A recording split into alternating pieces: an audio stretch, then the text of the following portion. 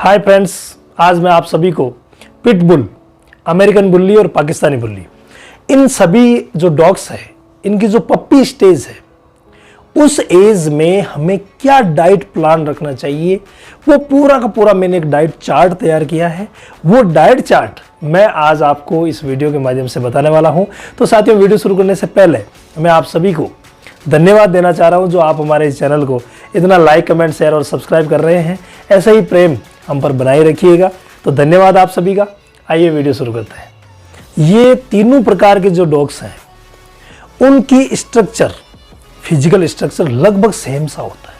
इनके जो जबड़े हैं वो बहुत ही मजबूत होते हैं, जो इनकी विशेष पहचान है। इनका हेड थोड़ा चौड़ा होता है और इनके जो मसल्स होते हैं वो बहुत ही मजबूत मसल्स होते हैं। ये इन तीनों ब्रीड्स की पहचान है। और इनके जो पप्पी स्टेज है, पप्पी एज जो है, इस एज में अगर हमने सही डाइट प्लान फॉलो कर दिया तो जो इस ब्रीड की पहचान है वो पहचान आगे तक बनी रहेगी और वो इसके लिए एक शान का काम करेगी। तो हमें डाइट प्लान फॉलो करना बहुत ज़्यादा ज़रूरी है। मैंने अपनी तरफ से जो डाइट चार्ट बनाया है वो मैं आपको भी बताऊंगा। अगर आप चाहें तो उसे फॉलो कर सकते हैं, बहुत ही बेस्ट रहेगा। फिर भी आप अपने विवेक के हिसाब से या अपने पेट की सलाह से आप बदलाव भी कर सकते हैं, कोई दिक्कत नहीं है। ये तीनों जो ब्रीड्स हैं, इन ब्रीड्स में जो स्किन सेंसिटिविटी होती है वो बहुत ज़्यादा होती है, यानी स्किन प्रॉब्लम्स ज़्यादा होती है। और स्किन प्रॉब्लम्स का सीधा रिलेशन खाने से होता है, डाइट से होता है। तो हमें डाइट को इतना प्रॉपर रखना है कि इनको स्किन डिजीज हो ही नहीं। इसके अलावा इनके जबड़े हमें मजबूत चाहिए, जो इनकी विशेष पहचान है, और उन जबड़ों को मजबूती हम पप्पी स्टेज में प्रदान करेंगे। तो उसके लिए भी हमें कुछ विशेष प्रबंध करने हैं, जो मैं आपको आगे बताने वाला हूं। तो साथियों, होता क्या है कि जब पप्पी 1 महीने तक का होता है, यानी जन्म से लेकर के 1 महीने तक के पप्पी को हमें सिर्फ मदर मिल्क देना है। ये आप विशेष ध्यान रखें। किसी कारणवश अगर मदर मिल्क अवेलेबल नहीं है तो आप मार्केट में जो मिल्क रिप्लेसर मिलते हैं, किसी भी अच्छी कंपनी का मिल्क रिप्लेसर ले आएं और आप उसे दें।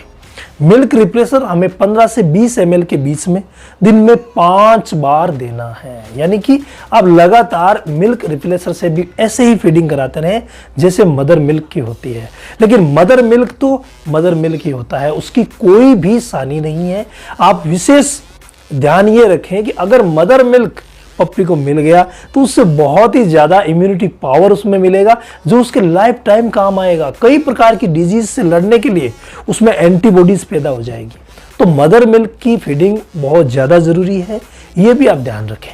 इसके बाद आते हैं 1 महीने से लेके और 3 महीने तक की जो एज है, यानी दूसरा और तीसरा महीना है, उसमें भी आपको किसी भी प्रकार का अदर फूड नहीं देना है। 3 चीजें मैं बताऊंगा, आपको तीनों चीजें ही देनी है, जिसमें जो प्रमुख चीज है वो है पप्पी स्टार्टर फूड। मेनली आपको यही देना है दूसरे और तीसरे महीने में। लेकिन अगर आप थोड़ा बहुत देना चाहें तो दही दे सकते हैं दूसरे नंबर पर, और उसके बाद आप अगर देना चाहें तो एग जो है वो हाफ एग या 1 एग अल्टरनेट डे आप इस ब्रीड को इस स्टेज में दे सकते हैं। यानी कि जो दूसरा तीसरा महीना है, इसमें धीरे धीरे आप एग शुरू कर सकते हैं। इसके बाद आते हैं साथियों 4 से 8 महीने की जो बीच की एज है, उस एज में हमें इन पपीज को मीट शुरू कर देना है। वो भी आप रो मीट इन्हें दे सकते हैं। रेड मीट अल्टरनेट डे या रेगुलर भी आप इन्हें दे सकते हैं। ये बहुत ही अच्छा रहता है इनकी पूरे की पूरी बॉडी डेवलपमेंट के लिए। जो इनको हैवी मस्कुलर बनाना है, उसके लिए ये बहुत ज़्यादा ज़रूरी होता है। एग आप विशेष रूप से ऐड करें। इसके अलावा हमें जो फूड देना है, वो फूड भी जो स्टार्टर फूड आता है, उससे हमें जो लार्ज ब्रीड वालों को जो हम फूड देते हैं, यानी पप्पी लार्ज ब्रीड का जो फूड आता है, वो आप इस ब्रीड को दें। हालांकि ये मीडियम ब्रीड है, लेकिन इन्हें आप लार्ज ब्रीड वाला जो पप्पी फूड है वो आप दें। और इन 4 से 8 महीने की एज में स्टार्टर को धीरे धीरे बंद करते हुए आप ये फूड जो है वो धीरे धीरे शुरू कर दें। और जो फीडिंग करवानी है वो पीछे जो हमने 1 से 3 महीने वालों में देखा था उसमें हमें 4 बार करवानी है, जबकि इस स्टेज में आप 4 बार भी करवा सकते हैं तो 3 बार भी करवा दें तो भी पर्याप्त है। ये सभी चीजें आपको ध्यान रखना है। इसके अलावा इनकी डाइट में सैल्मन ऑयल ऐड करना बहुत ज़्यादा ज़रूरी है, क्योंकि उसमें ओमेगा 3 और ओमेगा 6 फैटी एसिड्स होते हैं जो स्किन के लिए बहुत ही अच्छे होते हैं, क्योंकि स्किन प्रॉब्लम्स मैंने आपको पहले ही बताई है इस ब्रीड में ज़्यादा होती है। तो ये भी आप इसे ध्यान रख लें। इसके अलावा अदर फूड या एक्सपेरिमेंट इन पर आप ज़्यादा ना करें, क्योंकि इनको अपनी मसल्स बनाने के लिए एक फिक्स डाइट प्लान की ज़रूरत होती है। इसके अलावा अगर आप चाहें तो थोड़ा बहुत पंपकिन आप इन्हें दे सकते हैं, एप्पल दे सकते हैं, बनाना या पपाया आप इसे दे सकते हैं, या फिर कैरेट यानी गाजर भी आप इन्हें दे सकते हैं एज ए ट्रीट। थोड़ा थोड़ा आप इन्हें खिलाते रहें। इसके अलावा कैल्शियम बोन ये बहुत ज़्यादा ज़रूरी होती है। मार्केट में आर्टिफिशियल कैल्शियम बोन भी मिलती है, वो आप इसे दे सकते हैं। ओरिजिनल भी आप थोड़ा बहुत इनको एक्सरसाइज के लिए दे सकते हैं, क्योंकि इनके जो जबड़े हैं वो इस स्टेज में हम मजबूत बना सकते हैं। और जबड़ों की एक्सरसाइज कम से कम 4 से 6 घंटे तक तो इनकी जबड़ों की एक्सरसाइज की जरूरत पड़ेगी। अगर आप खाने में इतना क्या देंगे तो क्यों ना आप ऐसे टॉयज ले आए जिनसे इनकी जॉज की यानी कि उनकी जबड़ों की एक्सरसाइज हो। ये बहुत ज़्यादा ज़रूरी है। इसके अलावा फिजिकल एक्सरसाइज जैसे बाहर घुमाना या दूसरी प्रकार की जो एक्सरसाइज है वो भी इस स्टेज में आपको पप्पी को करवानी है। ये आप विशेष ध्यान रखें। इसके अलावा किसी भी प्रकार की आंतों में समस्या ना हो इसके लिए ध्यान रखें कि 2 घंटे पहले एक्सरसाइज से 2 घंटे पहले आप इनकी फीडिंग ना करवाएं, इन्हें कुछ भी खाने के लिए ना दें और एक्सरसाइज करके आ जाए उसके बाद आप पानी दे सकते हैं। बाकी आप 1 घंटा तक किसी भी प्रकार का आहार इन्हें ना दें। इसके अलावा पानी की भी इनको ज़्यादा ज़रूरत रहती है, तो हर वक्त इनके लिए पानी उपलब्ध करवाएं। भोजन देने से पहले आधा घंटा पहले और आधा घंटा बाद इन्हें पानी पिलाना बहुत ज़्यादा ज़रूरी है। इसके अलावा अगर आप पंपकिन दे रहे हैं तो उसके साथ आंतों की अच्छी ग्रोथ और हेल्थ के लिए आप गटवेल पाउडर भी ऐड कर सकते हैं इसमें। ये सभी चीज़ें हैं जो आपको 4 से लेकर के और 8 महीने तक की एज में फॉलो करनी है। 9 से 12 महीने की जो एज है इस एज में आपको एक्सरसाइज पे पूरा ध्यान देना है। सैल्मन ऑयल जो है वो 10 ml रेगुलर देना है। इसके अलावा मीट जो आप दे रहे हैं विशेष तौर से रेड मीट उसकी आप क्वांटिटी बढ़ा दें। एग्स जो दे रहे हैं आप उनकी भी क्वांटिटी बढ़ा दें, वो भी बहुत ही अच्छा रहता है। फूड की जो क्वांटिटी है जो हम पप्पी लार्ज ब्रीड वाला फूड इन्हें दे रहे हैं उसकी क्वांटिटी भी हमें इस एज में बढ़ा देनी है। इसके अलावा एक्सरसाइज पर मैंने जो पिछले बार में आपको बताया था वो पूरी चीज़ें फॉलो करें, वो भी आप ध्यान रखें। और इस स्टेज में विशेष तौर से जाज की यानी जबड़ों की एक्सरसाइज के लिए आप विशेष प्रयत्नशील रहें ताकि जबड़े जो है वो बहुत ही अच्छे ग्रोथ हो जाए। इसके अलावा जो मैंने पहले चीज़ें बताई थी पंपकिन वगैरह वो सब देना ही, यानी कि पिछली जो स्टेज थी उससे हमें इस स्टेज में भोजन की जो मात्राएं हैं क्वांटिटी है वो बढ़ा देनी है।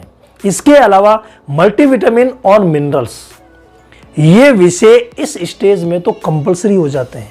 शुरुआती स्टेज में आप अपनी पेट की सलाह से जो भी आपको नज़दीकी डॉक्टर सलाह देते हैं उसके हिसाब से मल्टीविटामिन्स और मिनरल्स दे सकते हैं, लेकिन इस स्टेज में तो ये बहुत ज़्यादा ज़रूरी हो जाते हैं क्योंकि इनकी जो ग्रोथ है वो बहुत ही फास्टली होती है।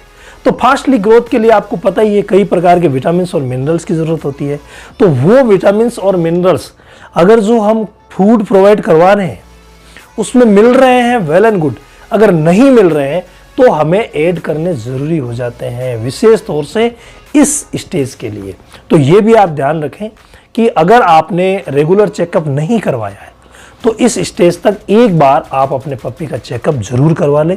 वो हमें पिछले स्टेज में भी करवाना ज़रूरी होता है क्योंकि उससे हमें पता लग जाएगा कि बॉडी वेट एज के हिसाब से बढ़ रहा है या नहीं बढ़ रहा है।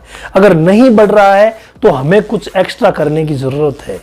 हमारा जो पप्पी है जो इन तीनों ब्रीड्स का उसके जो हेड है वो सही ग्रोथ कर रहा है या नहीं कर रहा है, उसकी स्किन कैसी है, इस स्टेज तक आपको सब कुछ पता लग जाएगा। अगर स्किन प्रॉब्लम है तो कई प्रकार की बातें हमें और भी ध्यान रखने की है। और इस ब्रीड के लिए जैसे कि मैंने आपको पहले ही बताया है, स्किन प्रॉब्लम्स जो है वो बहुत ही ज़्यादा होती है। तो 12 महीने की जो स्टेज है, पप्पी स्टेज, उसके बाद इसे हमें एडल्ट स्टेज वाला फूड देना है। यानी कि जब ये 12 महीने का हो जाए उसके बाद हमें एडल्ट फूड जो है वो स्टार्ट कर देना है। इसके अलावा चेकअप के आधार पर मैंने आपको बताया है जो मल्टीविटामिन और मिनरल्स है वो लगातार आप दे सकते हैं। एक जो चीज़ पीछे रह गई थी वो थी साथियों डीवॉर्मिंग। डीवॉर्मिंग इस ब्रीड में बहुत ही ज़्यादा कंपलसरी होती है, हालांकि सभी में कंपलसरी होती है, लेकिन इसमें जो इंटेस्टिनल सेंसिटिविटी है वो भी ज़्यादा होती है। यानी आंतें जो है वो भी बहुत ज़्यादा सेंसिटिव होती है। उसमें किसी भी प्रकार के अगर वर्म्स पैदा हो गए तो इनके लिए खतरनाक हो सकते हैं। इनको पूरा का पूरा इनका जो ब्रीड स्ट्रक्चर है वो नहीं मिलेगा। इसलिए आप ध्यान रखें कि जो डीवॉर्मिंग है वो शुरू से ही करवाएं। हमें 3 महीने तक हर 15 दिन से डीवॉर्मिंग करवानी है, ये आप विशेष ध्यान रखें। 3 से लेकर 6 महीने तक हमें पर मंथ यानी हर मंथ हमें डीवॉर्मिंग करवानी है एक बार। तो ये भी आप ध्यान रखें। हर महीने आपको जैसे तीसरे महीने में करवाई, चौथे में, 5वें में, छठे में, यानी एक एक महीने से हमें डीवॉर्मिंग करवानी है। और छठे महीने के बाद हर 2 महीने से इस ब्रीड को, बाकी मैं कहता हूँ 3 महीने, लेकिन इस जो तीनों ब्रीड्स है इनके लिए आपको 2 महीने से डीवॉर्मिंग करवाना बहुत ज़्यादा ज़रूरी है। इसके अलावा वैक्सीनेशन का भी आप विशेष ध्यान रखें। जब भी आपका पपी 48 डेज का हो जाता है उसे पहला वैक्सीनेशन करवा दें। उसके बाद 69 पे सेकेंड जो वैक्सीनेशन 7-in-1 का बूस्ट डोज है वो लग जाएगा। फिर 90 डेज पे आप ARV और 7-in-1 का जो बूस्टर डोज है वो एक साथ लगा सकते हैं। फिर 120 डे का जो एज आती है उसमें आप ARV का पहला बूस्टर डोज लगवा लें और 150 दिन की जो एज है उस पर आप ARV का सेकेंड बूस्टर डोज लगवा लें। ये भी बहुत ज़्यादा ज़रूरी होता है क्योंकि इनके जो जबड़े स्ट्रॉन्ग होते हैं, इनकी आदत जो है वो चबाने की होती है। तो हो सकता है कि ये जो पपीज़ है हमें बाइट करें। तो इसके लिए ये भी आप विशेष ध्यान रखें कि जब तक आपका पपी 4 महीने का नहीं हो जाता आपको नज़दीक में ही एक्सरसाइज करवानी है। उसको ज़्यादा बाहर नहीं निकालना है क्योंकि ज़्यादा बाहर निकलेगा तो कहीं से भी ये इन्फेक्शन लेके आ सकता है। और रेबीज़ वैक्सीन जो है हमने 3 महीने से यानी 90 दिन से लगाई है, उसका जो फर्स्ट बूस्टर डोज लगेगा 120 दिन पे, उस बूस्टर डोज के बाद इनमें उस रोग के खिलाफ एंटीबॉडीज पैदा हो जाएगी। इससे पहले थोड़ा सा खतरा रहेगा। तो आप 4 महीने का जब तक ये पप्पी नहीं हो जाता तब तक आपको इसे बाहर घुमाने नहीं ले जाना है। जो एक्सरसाइज करवानी है वो नज़दीक में ही करवानी है।